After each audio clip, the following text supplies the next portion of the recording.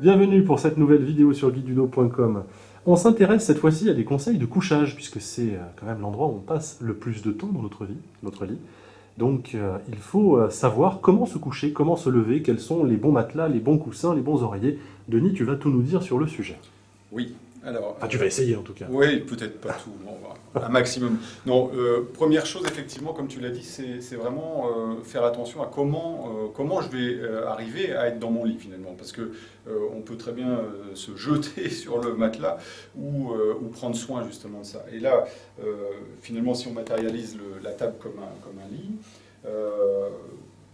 donc, Emmanuel, tu es assise au bord. Finalement, comment tu vas pouvoir, en protégeant le dos, arriver à être soit dans une position sur le côté, si on souhaite dormir sur le côté, ou sur le dos. On va voir ça comme ça, comment on pourrait faire. Alors justement, est-ce qu'il y a des positions conseillées, plus conseillées pour le dos? Est-ce qu'il vaut mieux dormir sur le côté, sur le ventre, sur le... Alors, ça dépend de chacun? Oui, ça dépend de chacun. Il est évident que la position, moi, celle qui serait à déconseiller, s'il y en a une, c'est celle sur le ventre, parce qu'elle va venir mettre en posture un peu inconfortable et cervicale. On est obligé absolument d'avoir soit une rotation droite ou gauche, mais assez forcée. Mais il y a des gens qui vous diront qu'ils ne peuvent dormir que sur le ventre. Alors donc voilà, il faut faire avec. Mais voilà, si on peut choisir, parce que parfois on ne choisit pas vraiment non plus sa position pour dormir. Donc comment est-ce qu'on va venir s'allonger sur le lit? Très simplement, on va se servir du balancier ici, des jambes, et on va s'en servir pour venir à la fois, voilà, hop, et en même temps, il y a deux choses. Il y a le balancier des jambes, donc tu vas revenir.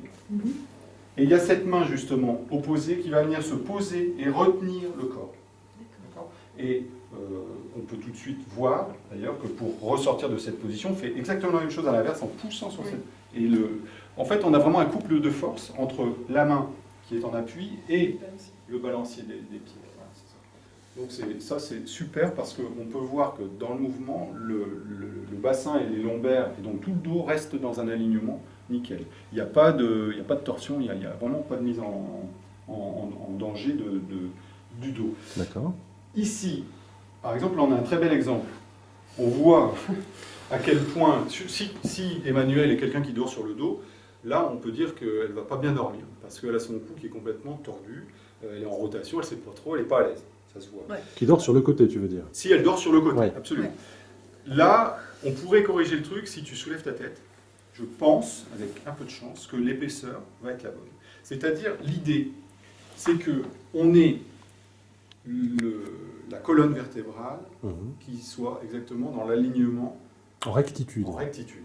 Depuis, finalement, le bas jusqu'en haut. Donc, on parlera peut-être un peu de matelas aussi. Il est important que les matelas ne soient pas trop mous, parce qu'on va avoir, évidemment, les zones plus lourdes qui vont s'enfoncer, et du coup, on va avoir des courbures au niveau de la colonne. Donc, il faut des matelas qui soutiennent bien, et qui permettent d'avoir cette rectitude au niveau du dos et au niveau du cou. Donc, alors justement, là, on a un coussin qui dit coussin ergonomique. Ouais. Le concept, c'est justement d'aller épouser les formes du cou. Alors, si on se met, Emmanuel, tu vas te positionner, tu le fais bien, très bien, sur le dos. Voilà. Là, on voit effectivement que c'est idéal. C'est vraiment idéal pour la position allongée sur le dos. On a un cou qui est soutenu, non, on peut poser. On a un cou soutenu par cette première courbure et on a la tête qui vient se déposer. Je veux dire, c'est super confortable. Oui. Voilà. C'est un soutien, c'est un accueil même de la tête et du cou pour une bonne nuit, on va dire. Le seul, c'est pas un bémol d'ailleurs, c'est le seul souci, il faut faire attention, c'est qu'effectivement, comme on l'a vu tout à l'heure, si on est sur le côté, alors peut-être se servir selon... c'est vraiment une question de largeur entre l'épaule et le cou. Plus on va être carré, plus on va avoir besoin d'épaisseur si on se met sur le côté pour que cette tête soit dans l'alignement et repose sur un oreiller assez épais. Alors il existe de toute façon plusieurs tailles justement d'oreillers ergonomiques et chacun choisit le sien en fonction de sa taille, de son poids, de ses formes, etc. Tout à fait. Et puis on a vu que là, on a cette double courbure en fait, et tout à l'heure on a pu inverser finalement l'oreiller, et ça correspondait tout à fait bien avec la largeur d'épaule d'Emmanuel. Donc c'était très bien, ça permet vraiment là d'assurer une position de repos du corps et du dos pour une nuit réparatrice. D'accord. Parce que l'idée, c'est ça. Ah, C'est de se réveiller en forme. forme. Tout à fait. Et c'est l'inverse quand effectivement il y a une mauvaise posture dans la nuit. Tout à fait. Mais maintenant, nos auditeurs se réveilleront en forme avec tous les conseils que tu leur donnes. Merci beaucoup, Denis. Merci, Emmanuel. Et puis, on se retrouve très vite pour une prochaine vidéo sur guideduno.com. Très bientôt.